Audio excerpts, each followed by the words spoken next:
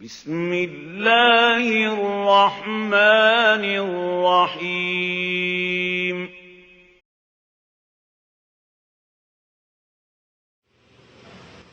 Bilal radiallahu ta'ala anhu once came to the Prophet alayhi salatu wasalam and offered him some dates.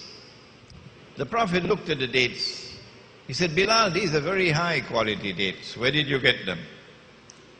Bilal radiallahu ta'ala anhu said, O Messenger of Allah, I had 2 kilograms, if you'll allow me to use that measurement, of inferior quality dates. Maybe the 2 kilograms were worth $25 each, $50. And I exchanged them for this 1 kilogram of superior quality dates, which probably was worth $50. So in value, they were equal. I exchanged these 2 kilograms for this 1 kilogram. Bilal, said the Prophet, alayhi salatu wasalam, Bilal, this is the essence of riba. Bilal, what you should have done was to sell the 2 kilograms and use that money to buy the 1 kilogram. But a direct exchange of dates for dates, which was an unequal exchange, was haram, was riba. Why? Why? 100 years ago, even a schoolboy could answer that question. Today, not even Darul Uloom Zakaria in Johannesburg could answer that question. Yeah. Not even Darul Uloom Newcastle can answer that question. Why? To find out why an unequal exchange of dates was haram and riba, but an unequal exchange of camels was not. That Ali radiallahu ta'ala anhu exchanged 1 camel for 4, or 1 camel for 20, I think, and Umar radiallahu ta'ala exchanged 1 camel for 4. But that was not haram and that was not riba. But the unequal exchange of dates was riba. And why was it riba? In answering that question, we are introduced to the subject of what is money in Islam. What is money in the Quran? What is money in the Sunnah? I gave this lecture at Darul Uloom Newcastle in South Africa. And the head of the Darul Uloom, may Allah have mercy on his soul, the venerable Maulana Sima, was 80-something years of age. He just died recently. The old man was sitting there for 2 hours for the lecture. And at the end of the lecture, he said to me, we have to teach this subject in the Darul Uloom. Meaning, it's not taught. It's not taught. The Prophet said, sallallahu ta'ala alayhi wasallam, he gave a command.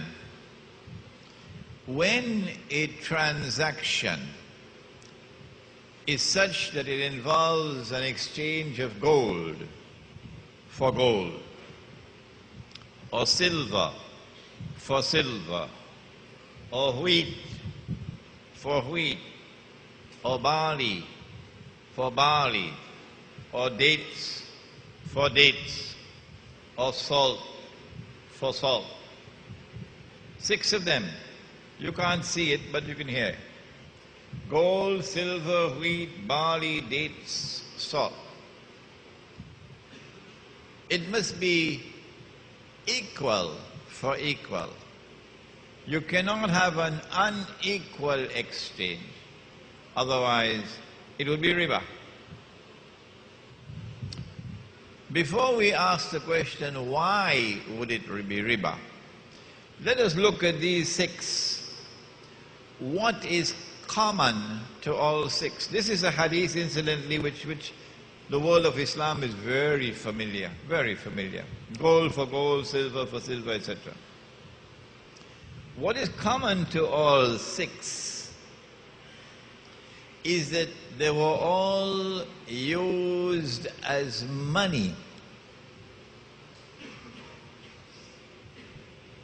That when gold or silver coins were in scarce supply in the market, in Medina, they would use dates as money.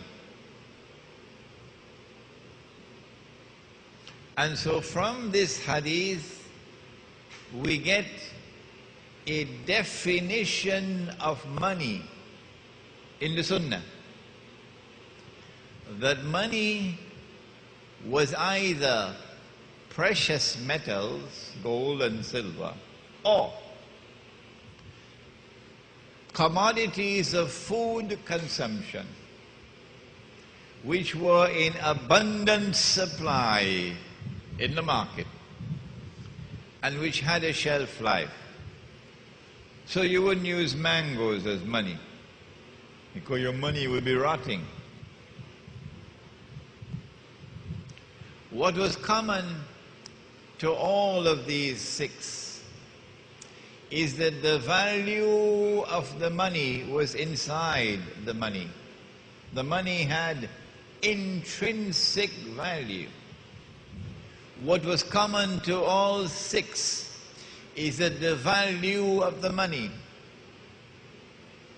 despite fluctuations based on demand and supply, the value was always value created by Allah. And so we get the definition of money in the Sunnah. Because dates were used as money, if we allowed an unequal exchange of dates, then I can lend money on interest. I just give you 1 kilogram and you will return to me 2 kilograms after 1 year. So you will open the door for the moneylender if you allow an unequal exchange of money, the same money being used on both sides. But you could not use animals as money, because you know the one, I got a goat as my salary, and I was taking the goat home. The goat fell down, died. So when I reached home, I said to my wife, salary died. Salary died. So she said, go tell the boss. So I went to the boss, I said, boss, salary died. He said, but when I gave you salary, salary was alive.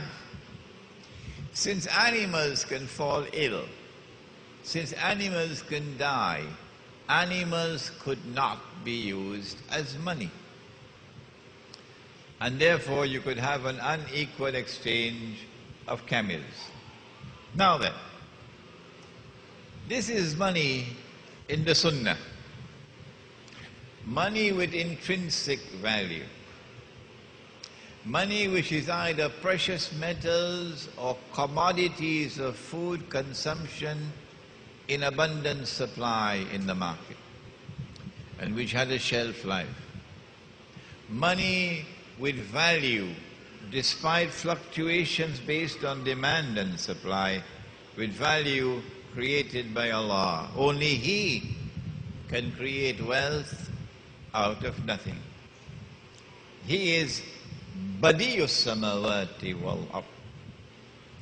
He creates out of nothing. He is Fatir. He creates from point of origin, Fatir. He is Khaliq. He creates and He fashions. But He is also Badi'us samawati wal ard, who creates ab novo, creates from nothing. Is this money also in the Quran?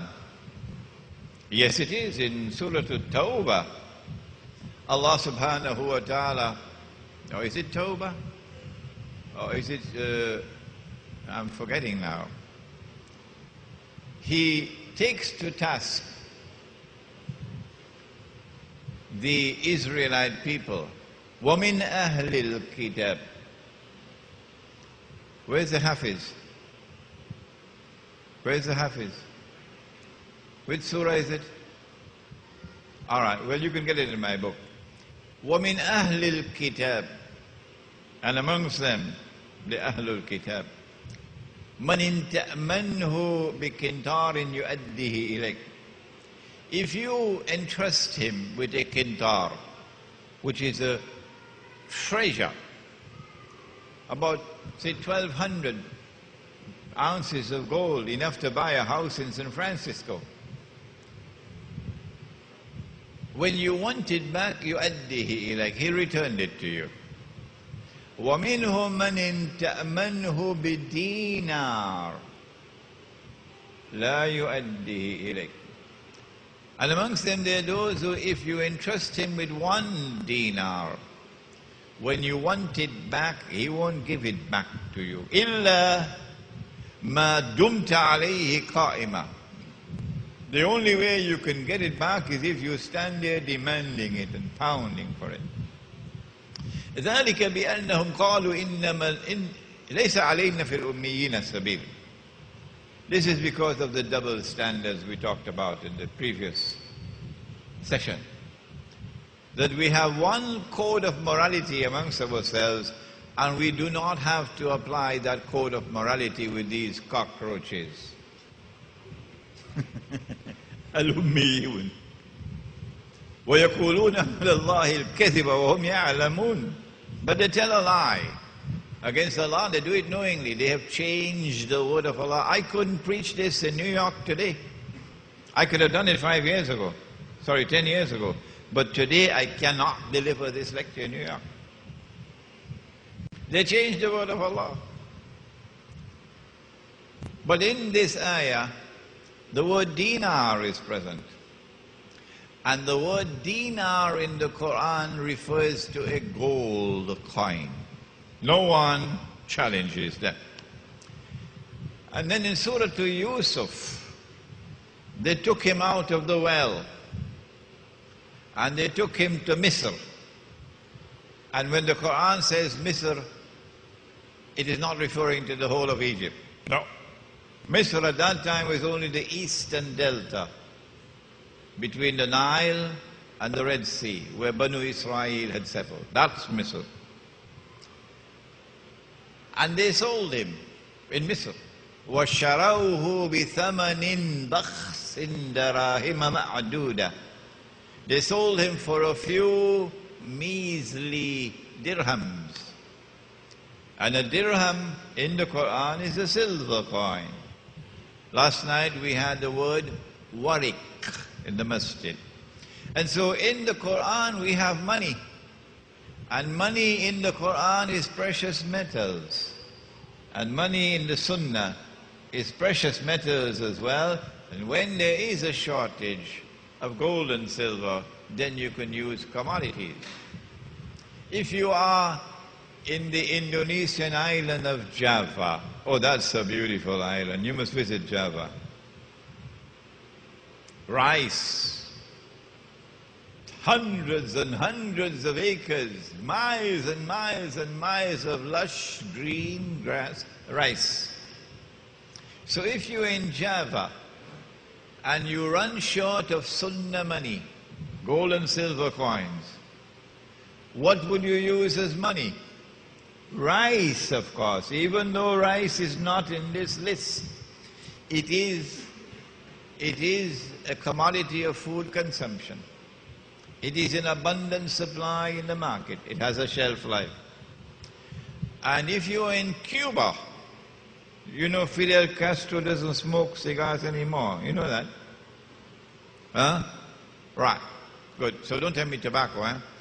If you're in Cuba and you want to bring back Sunnah money, you don't have gold and silver, what would you use as money? You would use sugar. sugar. It is so simple.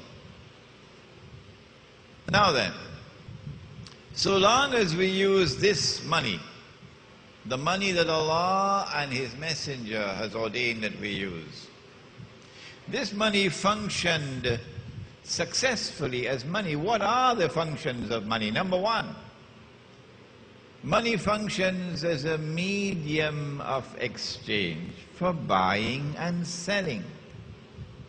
Notice, I am teaching this subject so simply. There is nothing complicated here. And so when you go back home and you have to teach the subject, please teach it simply and do not make it complicated. It's a simple subject.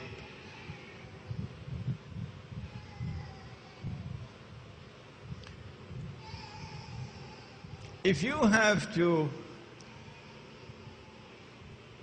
look at the functions of money, you would find that money functions as a medium of exchange for buying and selling. I need a haircut. And Aisha said to me, I don't have time to cut your hair, you have to go to the barber this time. Because, I don't have time, so I say, Aisha, come cut for me. So I went to the barber, and he cut my hair, and when he's finished cutting my hair, I offered him my book, Suratul Kahf in the Modern Age. He looked at me, he smiled, he said, Sheikh, I'm not interested in your book. Barter has its limitations. And the Lord, who is all-wise, would know that. And so I need something called money that I can pay the barber for cutting my hair. And then he can use that money to go and buy a kilogram of tomatoes. And so the first function of money is to be a medium of exchange.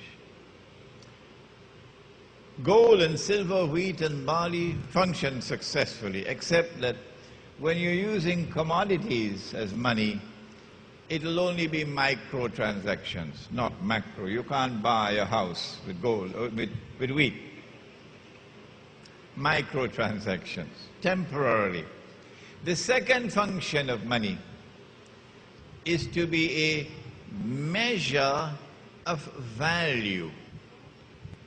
What is the value of a haircut? And what is the value of the book? So long as mankind use real money, it always functions successfully as a measure of value. And so the black African woman, in her own country, incidentally, in her own Africa, who had to work as a domestic servant. Sometimes not one, you got 6 of them in her home.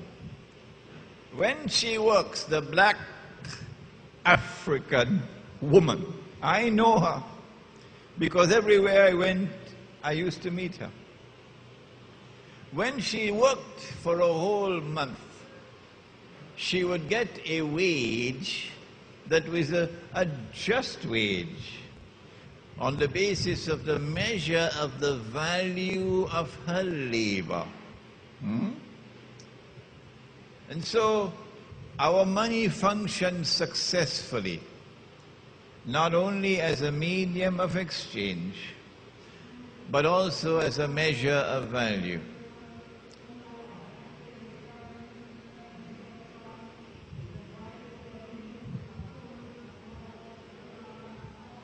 Can I get a water, please?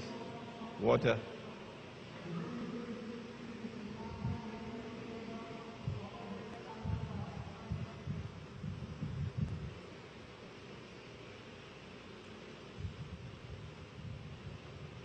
Thank you. But money has a third function to perform, and that is to be a store of value. In Surah Al-Kahf, when that man dug a hole, remember, and buried his money in the hole, and then he built a wall, and he prayed because maybe he was terminally ill, and he had little children, that his orphan children, when they grow up and become adults, that they would be able to get the money he had left behind for them. If he left behind 100 gold coins, and the 100 gold coins could buy 100 camels, then he would want that his money 20 years from now would have stored its value, preserved its value, so that 20 years later, when his children got that money from the hole, that money could still buy 100 camels, provided demand and supply being constant. Our money, the money in the Quran, the money in the Sunnah, perform that function successfully of being a store of value. And this is how the world traded. If you wanted to rip off someone, what you'd have to do is to mix some kind of alloy with the gold, or chip the gold. Used to appoint market police, and the market police will be moving around in the market, and if anyone was caught with money which was not the correct weight or purity, right there in the market you would be tried, right there in the market you would be sentenced, right there in the market you would be punished. The State University of New York, in a place called Binghamton, is famous for scholars who have distinguished themselves in the study of the free and the fair market. And they have come to the conclusion that the last free and fair market that the world ever experienced was the market of the Ottoman Islamic Empire.